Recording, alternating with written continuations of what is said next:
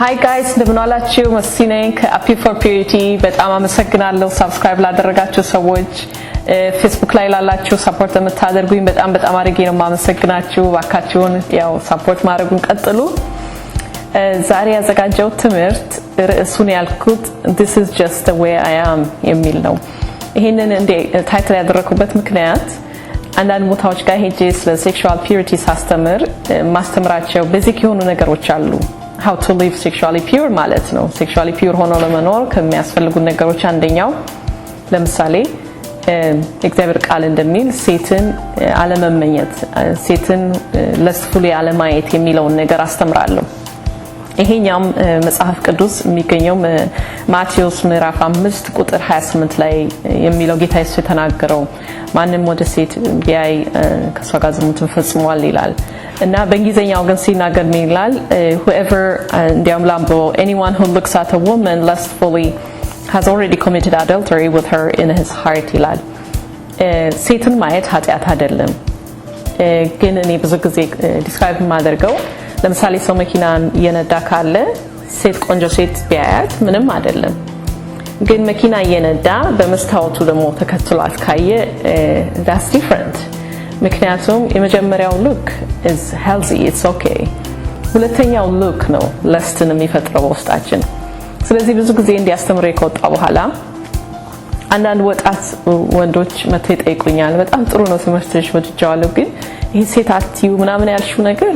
እኔ ተፈጥሮዬ ነው this is just the way I am እና እሱን ማድረግ አልችልም ይሉኛል እውነቱን ለመናገር ማናችንም ብንሆን የእግዚአብሔርን ፈቃድ ማድረግ አንችልም በራሳችን ግን የእግዚአብሔር መንፈስ ከኛ ጋር ከሆነ የሚጠይቀንን ነገር ሁሉ ማድረግ እንችላለን አያችሁ ዋናው ነገር ሁሉ ጊዜ ማስተዋወስ ያለብን እግዚአብሔር የማንችለውን ነገር አይጠይቀንም መጀመሪያ እንድንችል አድርጎን ነው ከዛ አድርጎ የሚለን አንደኛው በጣም ይሄን ነገር ሳስብ የምወደው እግዚአብሔር ቃል የሚገኘው ምን ላይ ነው Titus chapter 2 verse 11 up to 12 እዛ ላይ ምን ይላል እግዚአብሔር ጸጋ ተገልጧል ይላል ምን አይነት ጸጋ ዓለማዊነትን እንቢ እንድንል ኃጢአተኛነትን እንቢ እንልበት ጸጋ ተገልጧል ይላል ከዛም አልፎ ሁለተኛ ጴጥሮስ 1 ላይ ምን ይላል በእንግሊዘኛው ላምበው His divine power has given us everything we need for a godly life ጸጋው የተሰጠን ሰማያዊ ሆኖ ጸጋ ምን ሰጥቶናል እንደ እግዚአብሔር ፈቃድ እንድንኖር የሚያደርገንን ጸጋ ተሰጥቶናል divine power አለን ሰማያዊ ሆነ ተፈጥሮ እግዚአብሔር ሰጥቶናል ወደ ክርስቶስ በመጣን ጊዜ መንፈሱን ብቻ ሳይሆን የሰጠን ጸጋውንም ሰጥቶናል መቻልንም ሰጥቶናል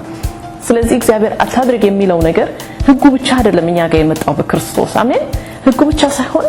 ጸጋው መንፈሱም ነው ስለዚህ የእግዚአብሔርን ቃል ለማድረግ ስናስብ ሁሉ ጊዜ ማሰብ ያለብን እግዚአብሔር መንፈስ ከኛ ጋር ነው ሁለተኛ ደግሞ ጸጋው ከኛ ጋር ነው ስለዚህ የዞርን ይሄ እኮ የኔ ተፈጥሮ ነው አሁን ለምሳሌ ሰዎች የሚቆጡ የሚናደዱ ባሎች ካውንስሊንግ ላይ ሲገጥመኝ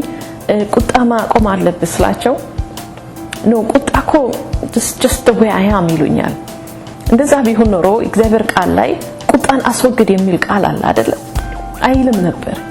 ቁጣን አስወግድ ሲል ምን ማለት ነው ማስወገድ እንችላለን ማለት ነው ወደ ሴት አትመኛ ካለ ደግሞ አለመመኘትን እሺ ማለት እንችላለን ኃጢአትን አታድርግን አታድርግ ሲል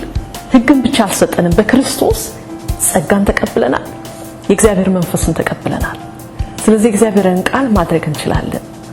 ካለዛ ግን ለችግራችን በሙሉ መልሳችን this is just the way I am ከሆነ በህይወታችን ላይ ሽንፈትን ነው የምናመጣው እንጂ ድልን አናመጣም Thank you for watching bye bye